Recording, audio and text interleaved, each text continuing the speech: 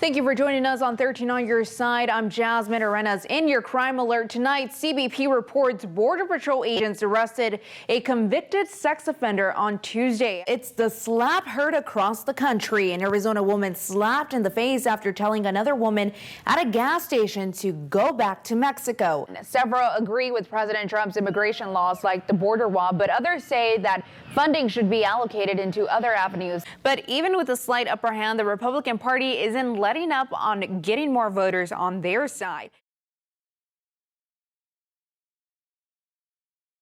We asked locals what are their thoughts on the Confederate monuments and flags being removed across the country, and this is what they had to say.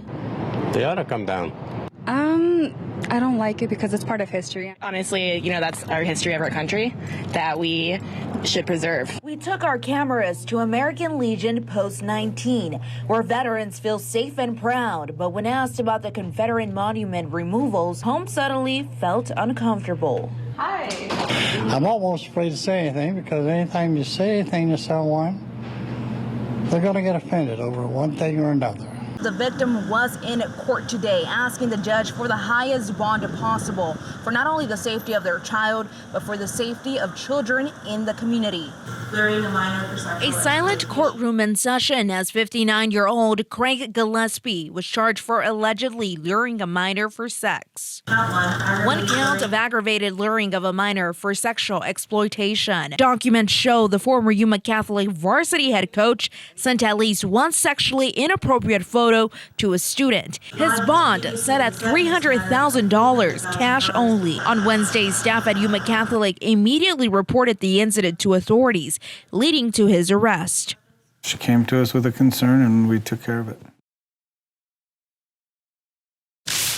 What a wonderful Thursday in the desert Southwest, folks. We're taking a look at our RV World Sky Cam. We certainly have got some clouds and some wind in our area today. Let's go ahead and take a look at our current temps right now. We're looking at 101 in Yuma earlier today, around 103. Our high around 105, 106. But for now, let's go ahead and take a look at our satellite and radar, tracking the activity here in our area. As you can see, we have cloud coverage in our area, but as we go through the night and into the weekend, we'll eventually see that precipitation increase, and that's because there's a 10 to 20% chance of rain. In some areas of the country, they're actually dealing with a whole lot and a whole different type of weather. Let's go ahead and take a look at this, as this is a scene in Ocean City, New Jersey. In the valley, 77, dew point at 19 with winds traveling at 6 miles per hour. Let's go into our satellite and radar, tracking the activity here in our area. As you can see, we definitely saw a lot of that dry action. Happy Tuesday, folks. I hope you're having a wonderful Tuesday so far. We are currently in those triple-digit temps,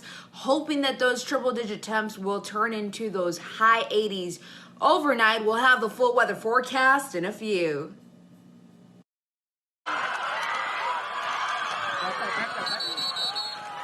After 15 years, boxing legend Mike Tyson is getting back into the ring. A Saturday morning at the Yuma Fight Academy consists of more than just boxing. We started doing this on the report. We started talking about how we want to come back home and just inject ourselves into the community and make something positive for the kids. A morning run, at least 3 sets of stairs, and some core exercises. But what else can you expect when you're getting trained by Marines? Welcome back, folks. Well, the coronavirus pandemic is causing cancellations across sports, and college football is the latest feeling the impact. Tuesday, the Big Ten and Pac-12 announced all fall sports will be postponed until possibly the spring. Well, the first ever NFL virtual draft ran smoothly Thursday night, and the first round was pretty much predictable. For starters, LSU quarterback Joe Burrow was the #1 pick overall, and he went to the Bengals. Defensive end Chase Young to the Washington Redskins, and cornerback Jeff Okudah to Detroit. Interesting fact here, the top 3 picks in this draft all played at Ohio State University at some point. For 87 years, the nation's capital football team was known as the Washington Redskins. That's now changing. A name that for years was an insult to Native Americans could possibly be changed to honor black heroes instead. That name could be the Red Tails. We spoke to San Pasqual head football coach Daniel Gardner, and he shares this could be more than just a name change, more like a perspective change.